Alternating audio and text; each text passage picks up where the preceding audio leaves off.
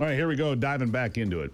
James Fitzpatrick, as I mentioned, is the director of the Center to Advance Security in America, a former official in the Trump 45 administration and an Army veteran. Sir, thank you for being here today.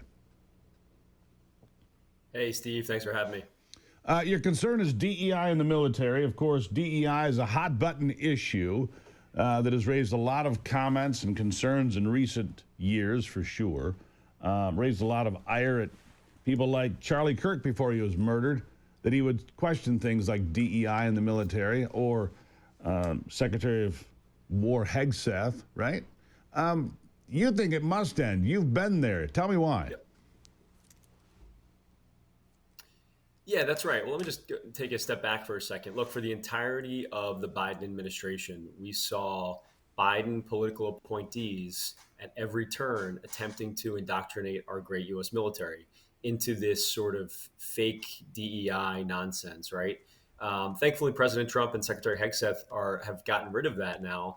But that is something that has been done by executive power, and we need Congress to really act to permanently get rid of these things. And look, Steve, I could go through some egregious examples of this please in the military that my organization. So, I mean, just to name a few, right? We saw the Pentagon have officially sanctioned workshops on unconscious bias, equity training, pronoun guidance. We saw the U.S. Air Force set a goal to actually reduce the number of white males in the Air Force ROTC over a certain time period. And they actually set targets for a specific amount of race and gender in their officer corps. We would hear Secretary Austin all the time say that diversity, equity, and inclusion is the military's greatest strength. I mean, give me a break, right? And lastly, we saw West Point try to change their motto from duty, honor, or country into something that they said needed to be more inclusive. I mean, you could just go on all day with these examples, and thankfully it's done, but we need to permanently get rid of this. Yeah, does it reduce our fighting ability? Does it reduce our ability to defend this country, this pursuit of checking this box, checking that box, and making sure that, we look right, we sound right, or whatever? Is that helping us? A couple of things on that. I mean, I think it does. It is a time suck, right? So you have soldiers needing to go through all these sorts of trainings and seminars and workshops and all that sort of stuff. It takes away from training, and then also it just affects the members of the military mentally, and I think morale wise, right? When they're being told on a daily basis that that it's not about the content of your character being your ability of a soldier, but rather your race and gender or whatever else. It's divisive. Yeah, it is divisive. There has to be a cohesiveness on the battlefield. Whether you're on the football field, the basketball court, I don't care where you are. If you're a team, you have to be cohesive. You can't just have people that are pushed in there because, they look a certain way or sound a certain way or act a certain way, whatever. We need leaders. We need success. We've got to have meritocracy. We need the best people leading in all of those places, don't we? Yeah, that's right. I mean, I think the other thing too, Steve, is it makes folks more worried about things like misgendering a fellow soldier, or worried about doing their next training rather than what President Trump has gotten the military back to, which is discipline, competence, strength, lethality, things like that. Things that our military should be focused on: fighting and winning the nation's wars and killing our enemies wherever they are on this earth. Right. They can't be worried about, offending a fellow soldier for, getting their pronoun wrong or some nonsense like that.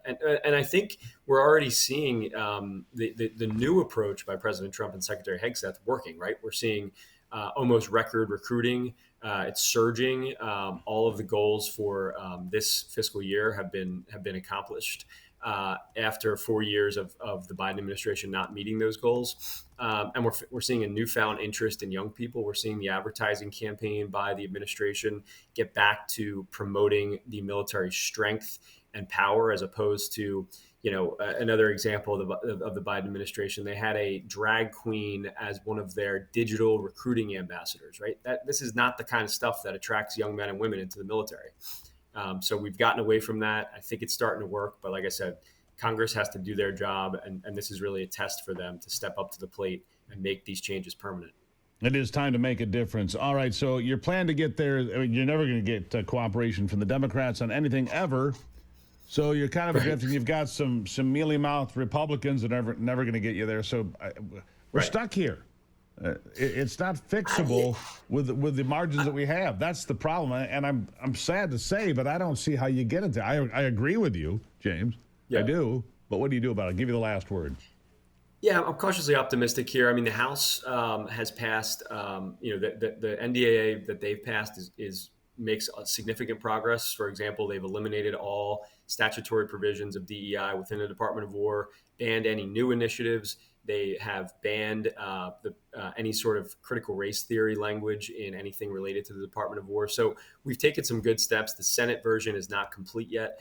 I'm not as optimistic on the Senate version yet, but I think we need to view this as moving the ball forward. Any sort of permanent DEI changes we can get in this, we need to get, but we really do need to get a significant amount in order to accomplish this and make it so that if God forbid a new administration were to come in and get rid of all President Trump's changes, this would be much more difficult to get rid of if it's passed into law through the NDAA. Yeah, I appreciate you being here, James. Thank you for we'll see what happens. I agree with you.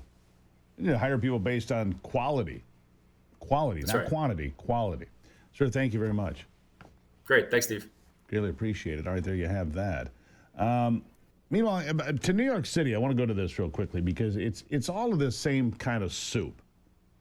It's all the same kind of soup, which is move to the left, socialism, DEI nonsense. How about communism, socialism, all of that?